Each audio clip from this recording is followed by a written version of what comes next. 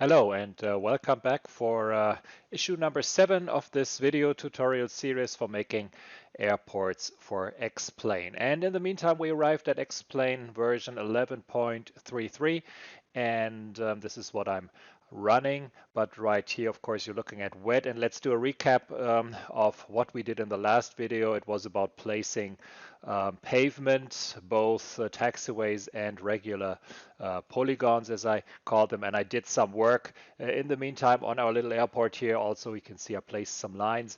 And this video will be about placing objects. So finally, we're getting somewhere.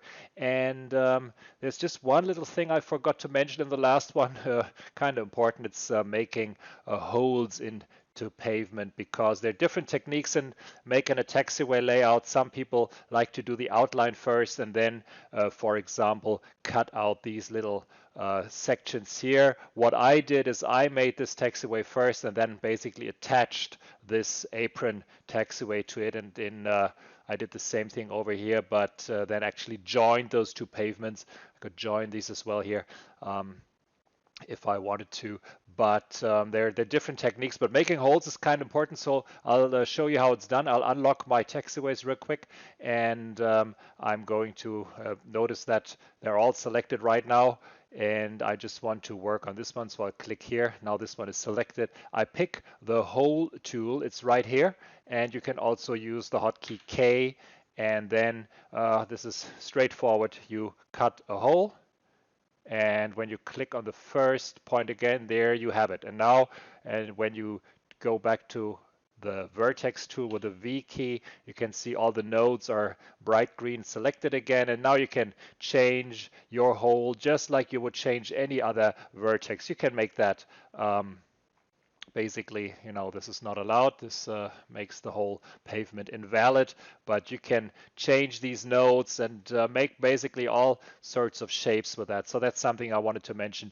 The K key starts the hole tool, and then you can make holes both into taxiways and into other pavement. But of course, I don't want that, so I'm just going to close this. Wet will ask me if I want to save. I do not want to save. Actually, let's leave wet open, because I want to work on this airport a little more with you placing objects. And let's switch to X-Plane real quick. I'm here at the airport. I found out in the meantime that if I use X-Plane in a window, then my video thing here captures movement. So here we go. There's our runway. You can see I placed some polygons here. This is where the glide slope transmitter should be sitting. Eventually we'll move it. I made some polygons here for the windsock area. And you can see here's the airport area, and you can see the little T markers there I did with making the lines and then just duplicating them again and again, and making sure they're all nicely aligned.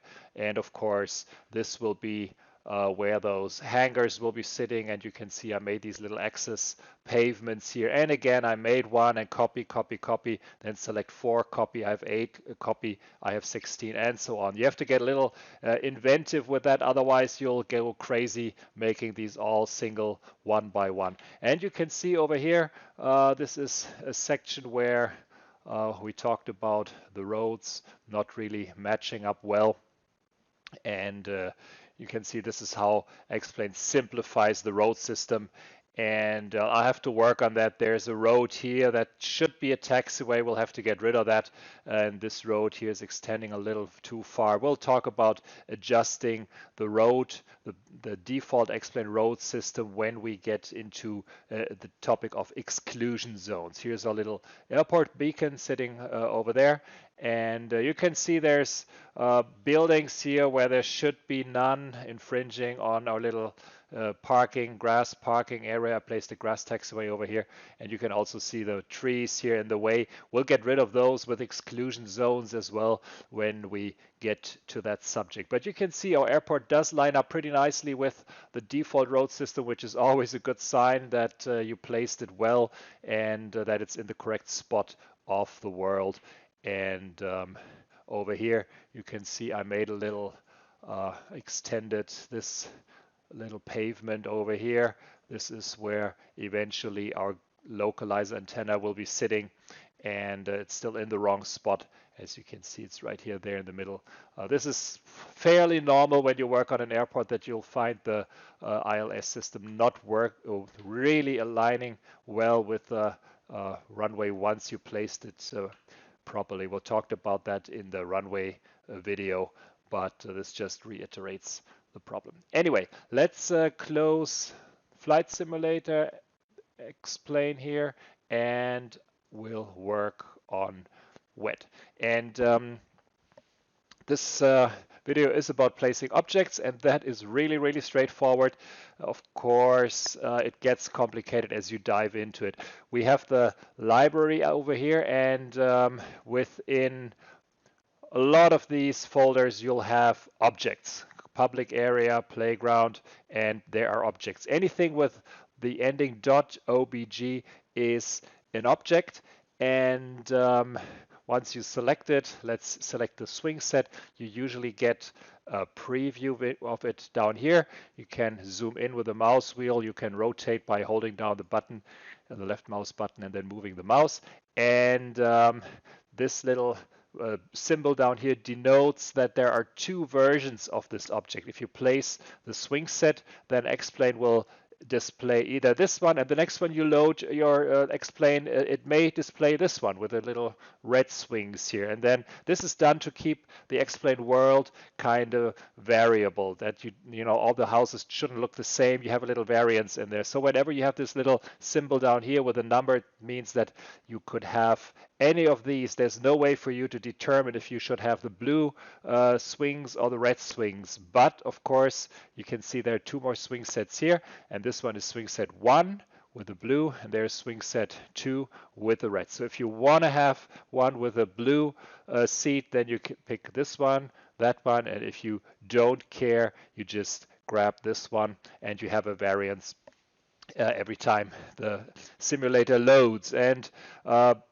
this is valid for a lot of objects like cars, or so you don't want all green cars sitting on the parking lot. They'll be switched around. And sometimes you have the luxury of picking your exact color, and sometimes you don't. If you don't know where to find your stuff, when you work with wet for a while, you remember what they're called. So for example, I want to find forklift. So I just put in the search box fork, and now everything that has fork in the name comes up here in this window up here, and you see there under the airport common elements vehicles, there's the forklift section, and we have a green forklift, we have one with green bags up, and so on. You have all these different ones, and these are all single ones, so you can't really pick a forklift and have a variance. In this case, I would probably like that, because you have to, when you make a big cargo section, you want to put some forklifts in,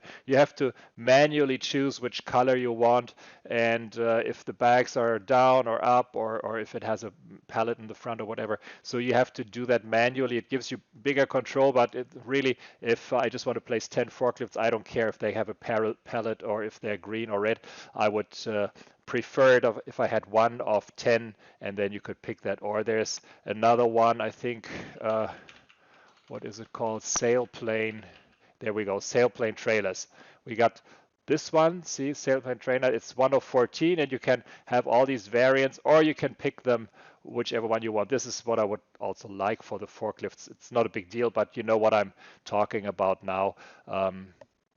To find stuff, remember what it was called. For example, cars, and now I put in car, but I also get all these cargo things. But if you know that it's what I'm looking for is the row of cars, then I put row underscore off, and then I get all these row of cars. And this is how to make parking lots. You can place 10 of these at the same time, and that's really convenient. But you say this is not an object. This is what is this ending? .agb. Well, this is a special type of object. It's a I'm not sure what this stands for. The guy who invented it, he would be able to tell you. It's like a group, and it's a group of objects, and they're defined by X-Plane. You cannot break that apart. See, you will have another object that is just a car, and we also have objects for just these little yellow bumper thingies here. And but someone's grouped these together and said, well, wouldn't it be nice, instead of placing all these yellow things by themselves, all these cars by themselves, to have a group of cars all bunched together and that you can place into the scene just like this. Plop, here they are. And then, that makes making parking lots, for example, really quick. And you'll have lots of AGPs in X-Plane.agp. There they are. You can see all these groups of objects can be placed with just a single click. For example, there is the medium blue hangar, and you see you have a hangar, and they attach a little parking lot with some cars, a little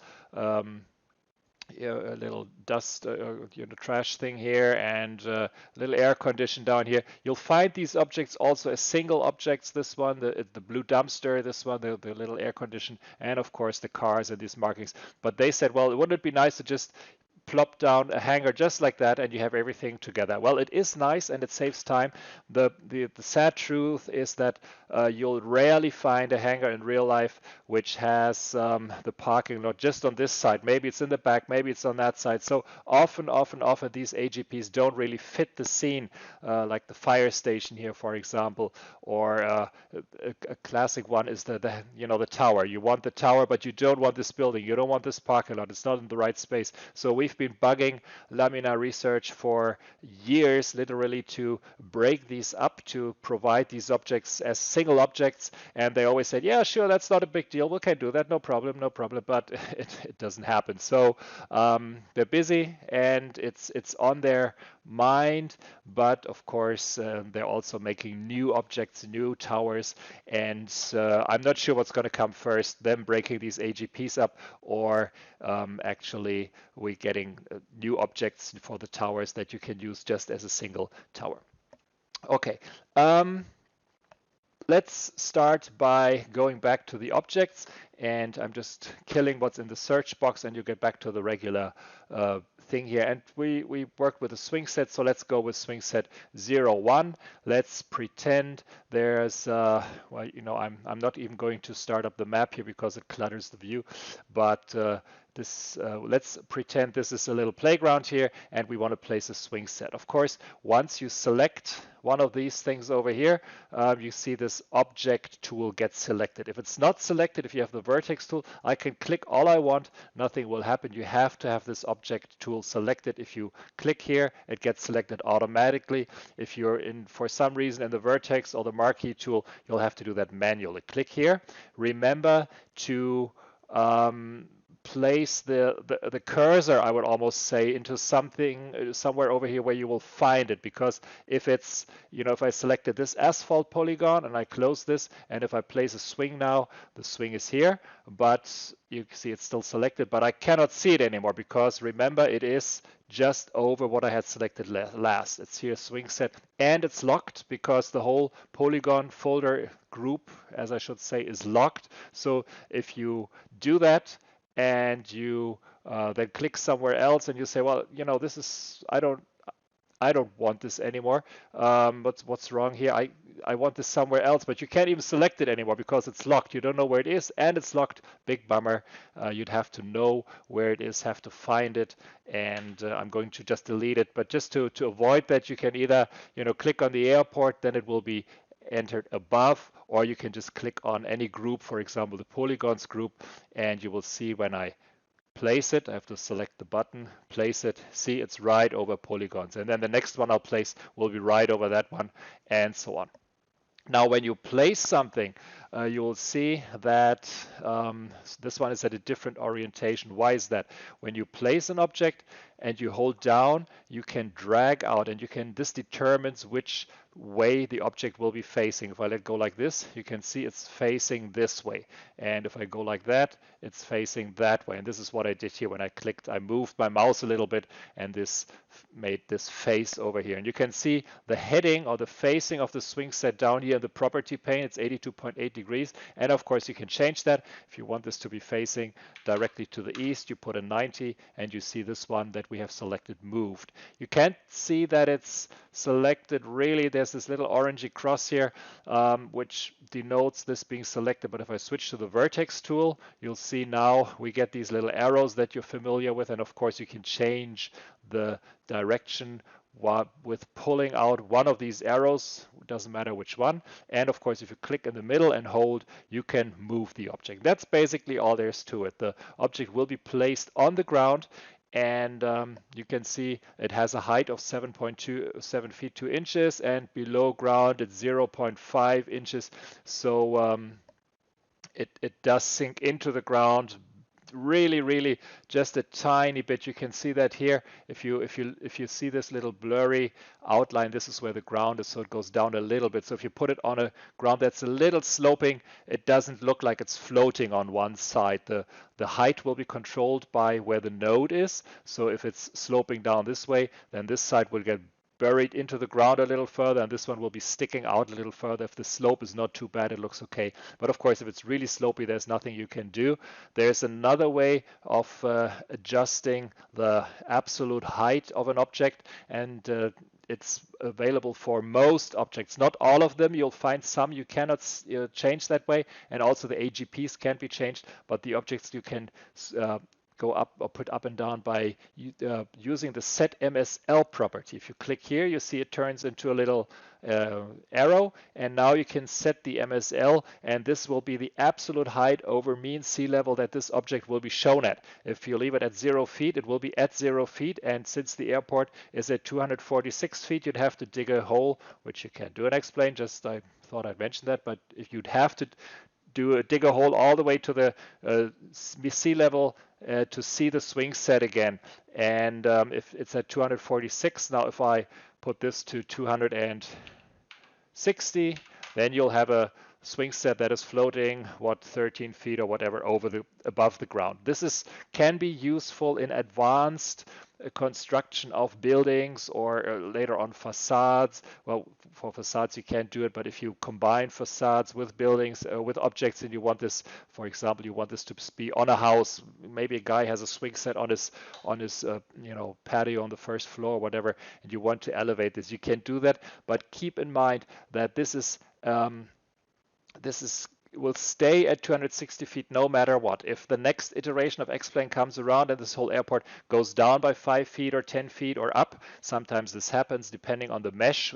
It might change with the next version. Then everything will move up and down, the pavements, all these other swing sets, but this one will stay exactly at this point. So use this very sparingly only when you have to, and keep in mind that the whole airport may move up and down with a future iteration of X-Plane, or also if someone uses a different mesh like the HD mesh or so, it may look stupid. So this is not something to use liberally. So we'll remove that again. Now we have a big clutter here, and of course we don't want all these swing sets to be in a different direction, so we'll just select them all. See, they're all selected, and you can batch change all properties, of course, and the heading, they should all be heading to 30 degrees. Now hold down the control key now as I hit return. Control means change everything at one, and you can see they're all switched. Now this is, of course, swing sets are one thing, but when you place lamps, for example, lights, and you want them to be facing all in the exact same direction, or for lots of objects, that's useful to change the facing, the heading of them, and that's the way to do it. There's no way to make a swing set float a certain distance above the ground as an AGL setting. There's only set MSL. We've been discussing getting a set AGL, which would be more useful because you have to do the calculation, how high is the spot, you know how high the airport is, but that may be a point over here. On a sloping airport, the ramp may be a little lower. So if you really want to start elevating objects with a set MSL button, then you'd have to find out how high is this ground, then you have to do the difference and add that here. But if we had set AGL, then you could say, well, this should be just 10 feet above whatever the ground is over here. That would be nice. We don't have it yet, so I just thought I'd mention that it's not possible right now. And the one object that this is really valuable for is if you look for helipads. You can see we have some rooftop helipads. This one is a good example. See it comes here with oh, this is upside down. Let's get this a little bigger. Oh, no, crap. Here we go. Okay, this is what you see on some rooftops in X-Plane by default, but of course it's also nice. There's some other variants here to place that on a rooftop of a building. So you'd place the building, then you would place this one on top with a set MSL function, but make sure that it's above the building and there's some ways to make sure. I'll talk about that in some other video about making heliports, to make sure that even if the terrain changes a few feet, the building will not gobble up the helipad, or the helipad will not float above the building. There's some techniques to do that, but this is what you would use set MSL for the most properly. One more thing that we want to talk about when placing objects is the density setting. When X-Plane runs, you know that you can change in the graphics menu, the rendering settings menu, you can change how many objects you want to see. And of course, they want the same to apply to airports. Let's say I place 10,000 swing sets here at my airport. This would slow down the frame rate for most users too much. But some may have really, really good computers and they want to see all these 10,000 swing sets or solar panels or cars in the parking lots or whatever.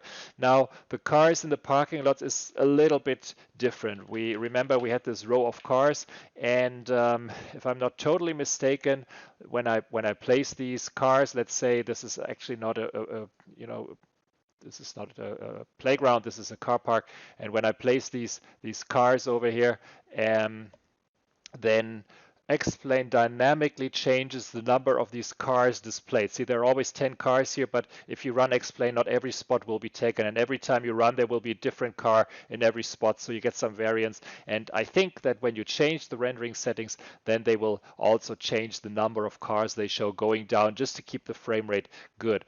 But for objects, you can do the same thing. You can determine, see, I selected the swing set again, and you can determine the show width. And this is, if I click this, you can see this is the old rendering settings that we used to have in X-Plane. They went from default to a lot, tons, megatons, to many, totally insane. So if I click totally insane, now then this swing set will only be shown at the highest rendering level. This is something that you don't want to mess with too much, but if you really, really place a lot of objects of one type, then you may want to do that. To keep it the airport frame rate friendly, you could put that, for example, to let's say a lot. So if there's this guy and he runs the X-Plane in VR, he needs the highest frame rate. He really doesn't care about swing sets so much. Now, if he runs on the basic rendering setting, then he will not see the swing set anymore. Now this could, let's say, we'll put this on too many. This can bite you. So let's say you have this swing set on too many, and for some reason you change your view setting. You can see there's an object density setting here in view setting as well. And if you go to default, then you will only see what the guy with the VR goggles sees, the one that's running X-Plane on the very, very basic level. You'll still see this little green symbol here, the little green cross. You can click it and select the swing set, but you will not see the swing set anymore. This is useful if you want to check your rendering settings, but it can also be confusing if you switch this for some reason and you have set some objects to high rendering setting level, then you will not see them in the 3D view anymore. And of course, since I mentioned let's go back here to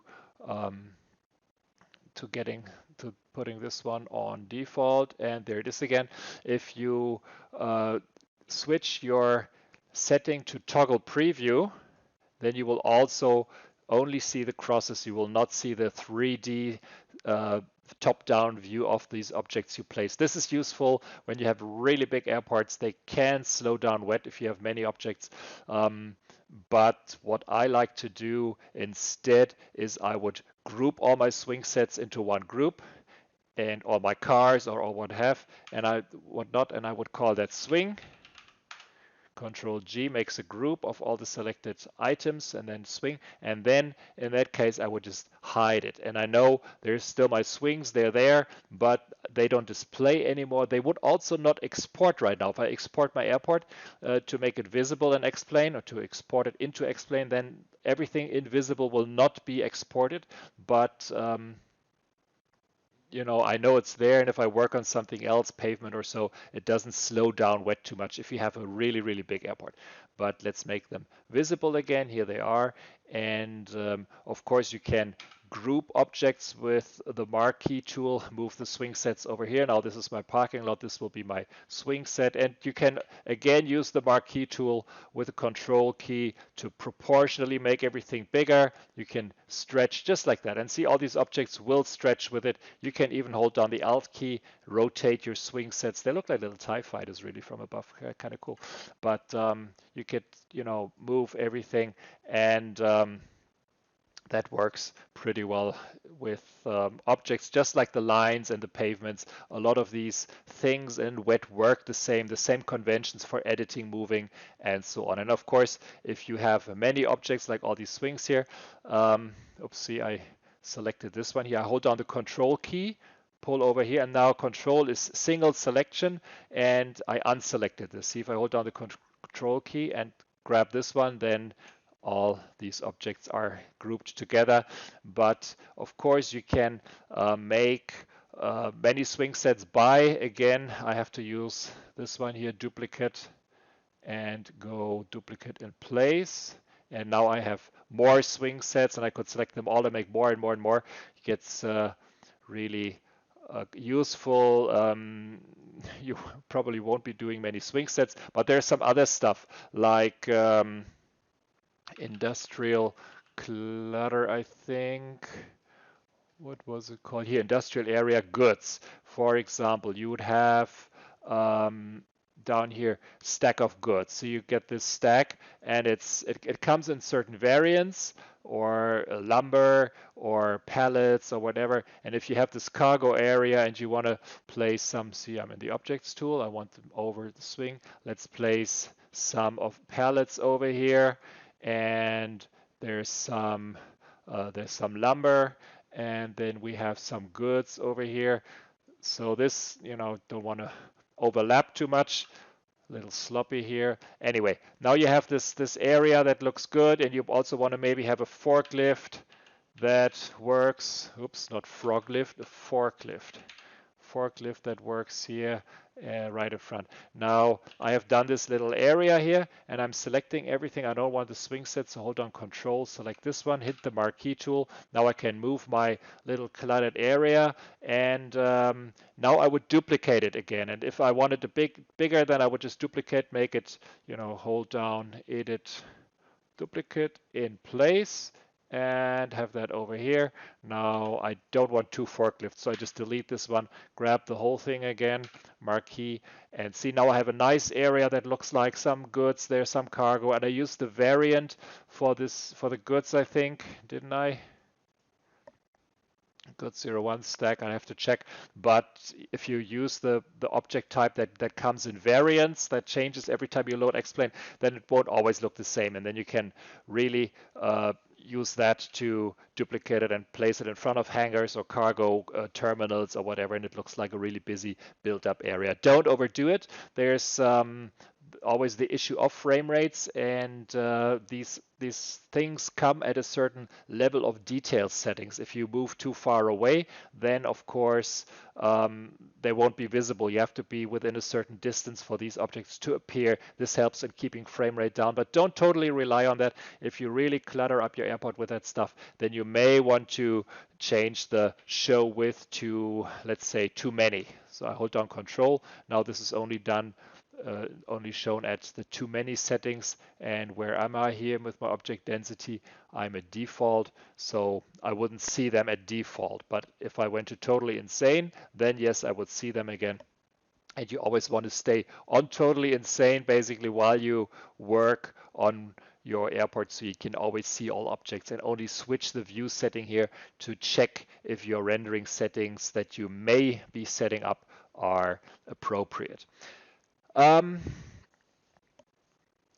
Always remember that you need to be in the correct viewing pane, viewing mode over here. Remember we had this, we talked about this before. This is viewing, the selection setting is viewing everything. If I went to pavement, for example, then all my objects are gone because I would only see pavement and don't see the lines anymore either. Taxi and flow shows some stuff again. It shows the objects and the lines. If you want to place taxi flows or vehicle paths, we'll do that later, then it's important to see where the stuff is that the vehicles shouldn't run into. Light and markings, 3D objects. See, now you have the objects. You can obviously work in this, but again, this is used to declutter. Make sure that you have the correct selection over here, and I like to use selection, which is the default one that shows you everything until it gets too cluttered up. Another thing that you'll have to get used to, or that you have to get good at when working with bigger airports, is selecting the correct stuff. For example, we already worked with a search box over here. If you want to find things like, let's say you want to find towers, they're not always called towers, the towers, but see, you have this section called towers, and you get this one. It comes in different variants. You get this one, or you get these AGPs also. So this, eventually you'll remember. You also get the water towers, but eventually you will remember those, the names for the objects that you work with again and again.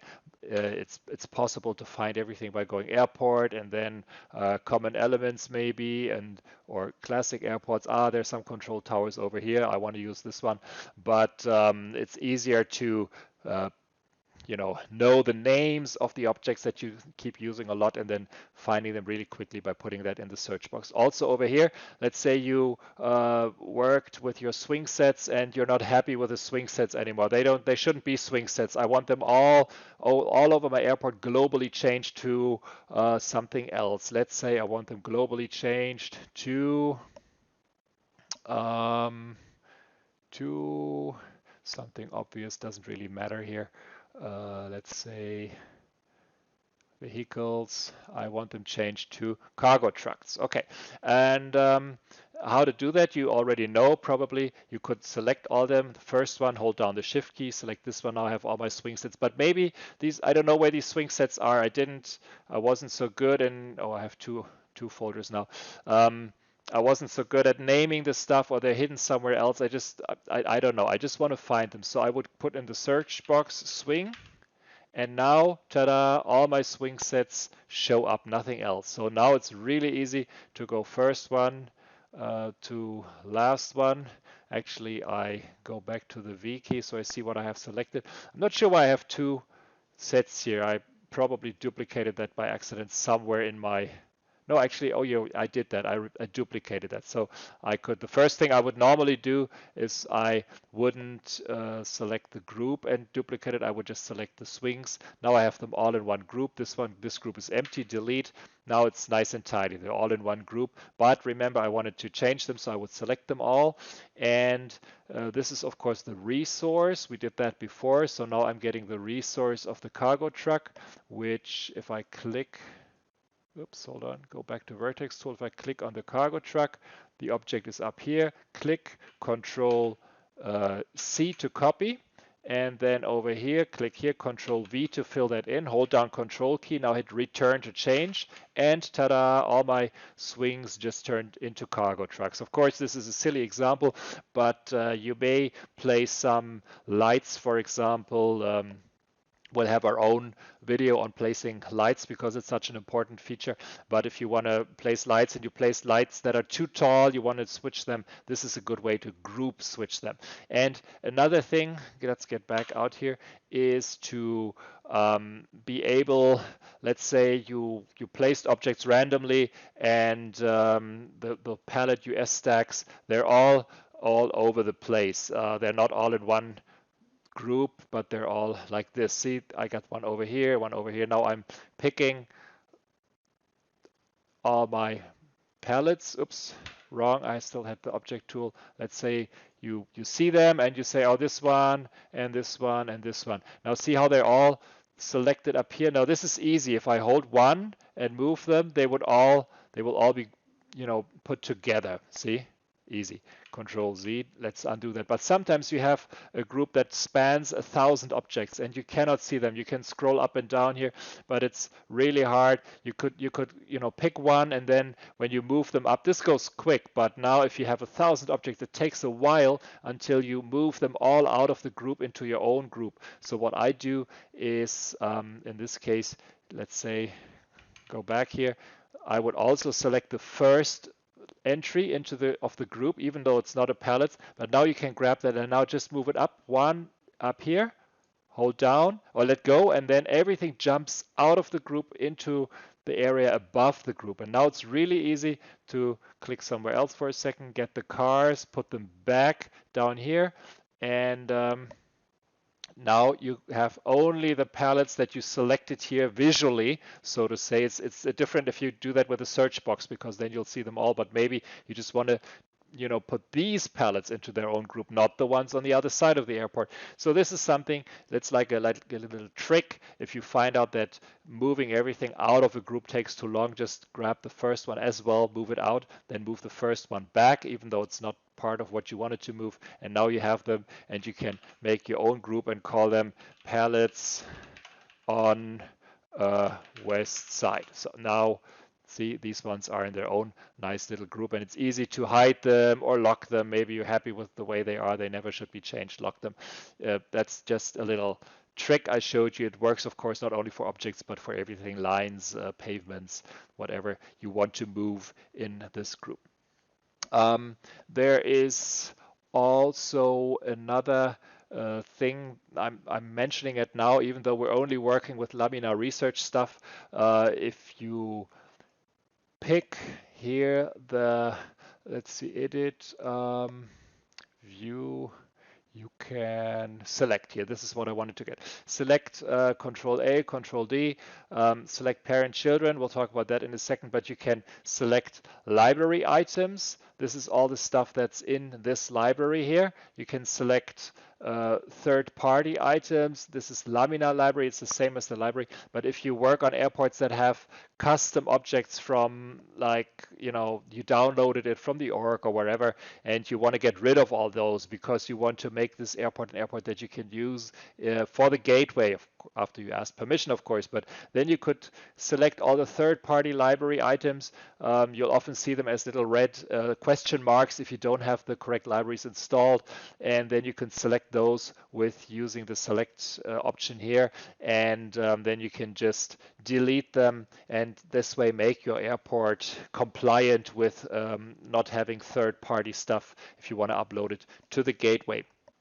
And there's another useful option if you have this truck here selected, or this, it's a truck now, but it's still called swing set because we didn't change the name. That's something I mentioned before already. Make sure that you also always change the name when you batch change something, or you may get confused later on. You say, hey, this is not a swing set. It's a truck, obviously, but it's still called swing set 01. The name is totally arbitrary. It doesn't matter. But if you have this one selected and you don't know which group it is in now you can go select the parent, and it will select the swing group. And if you open it, of course, now all the trucks are selected, but you could just click somewhere else and click on it again, and here it is. It's in the swing group. This is useful if you want to find an object but you don't know which group it is in because you closed all the groups, and your airport is really big and you don't have the time to go through every group, see which line is blue.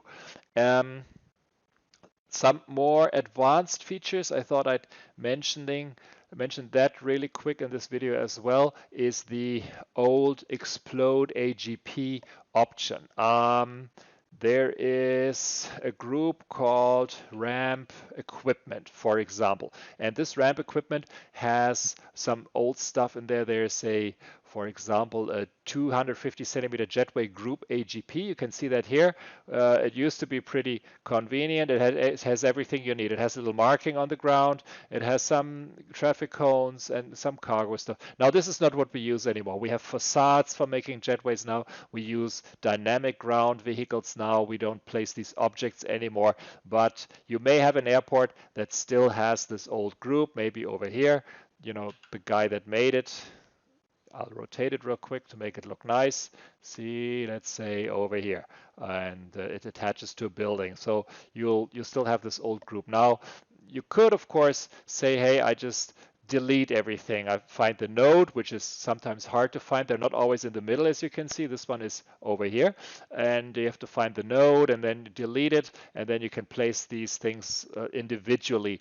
But if you have an airport that has lots of these, you may want to save yourself that time, and instead you can just go edit and go explode special AGPs. And if I click here, you can see I get this replaced, one AGP object with 12 object files. Okay, now they're all selected. And now this is the feature that we kind of want for all these other AGPs, but it only works for some special AGPs like this one. And now we have all these objects, and you can say, hey, I want to keep this ramp parking thing on the ground. That looks nice, but I don't want this jetway anymore. Delete. I don't want this stuff anymore. Delete. I don't want the light. Well, I want the light over here. That's fine. And this GPU, I don't want it anymore. Delete. And you get the idea.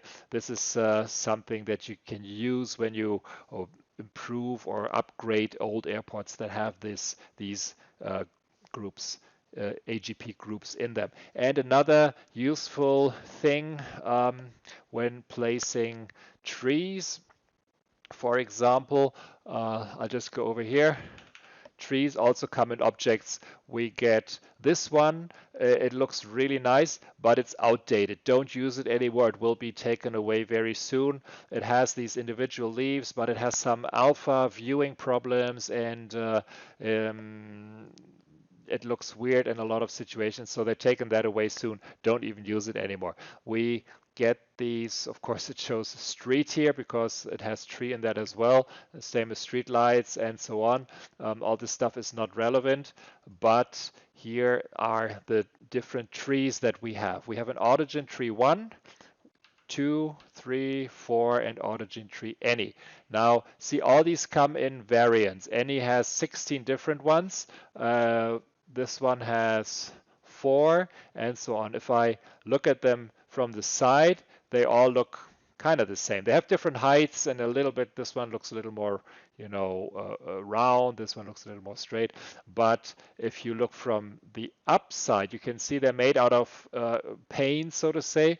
But if you pick the tree any, you will see that looking from top-down view, it doesn't have this horizontal pane. So that looks kind of silly. It's okay for trees that are further away from the airport. Of course, it's a little bit faster in rendering, but if you place it close to the airport where you will be flying over, and then you wouldn't see the tree when you look straight down. So I'm not using the autogen tree any too much. I use 3 and 4, and also see the autogen tree 1 has the same problem. So 2, 3, and 4 are the ones that you want to be using mostly. If you make a big forest, don't place a bunch of trees. Don't go like this, making a huge forest. That's what the forest is for. We'll talk about that in a later